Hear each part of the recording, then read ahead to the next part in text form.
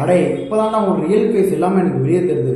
நேற்று ஒரு டாஸ்க்குங்க, காருக்குள்ளே இருக்கிற மாதிரி ஒரு கேங் காருக்குள்ளே ஒரு கேங் வெளியே வந்துச்சுங்க. காருக்குள்ளே இருக்கிறவங்க பார்த்தீங்கன்னா வந்து சும்மா இல்லாமல் வாயை விடுறாங்க, வெளியே இருக்க முதல்ல பச்சை பச்சையாக திட்ட ஆரம்பிச்சிட்டாங்க. அதுவும் விக்கல்ஸ்லாம் பார்த்தீங்கன்னா வந்து சொல்ல வார்த்தையில் பீப்பை போட்டுட்டு போயிட்டே இருக்கலாம்.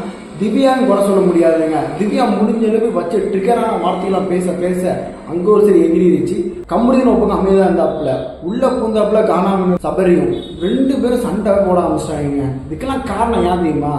அந்த காருக்குள்ள இருக்கிற ஒரே ஒரு மெயின் கேரக்டர், பவர்ஃபுல் கேரக்டர் பாரு ஆட்டம் தாங்க எல்லாமே. இதுல சும்மா இருக்கிறவங்க ட்ரிகர் பண்ணி விடுறது வெளியே தான். தனித்தனியா இருக்கும்போது ஒவ்வொருத்தட்டி இதை பத்தி பேச அதை பத்தி பேசுறது.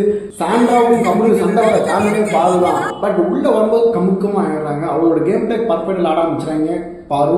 பட் மாட்டிக்கிட்டது பார்த்தீங்கன்னா நம்மளோட பிக் பாஸ் பிளேயர்ஸ் தான். ஸோ இதனால ரியல் ஃபேஸ் எல்லாத்தையும் எக்ஸ்போ ஆச்சுங்க.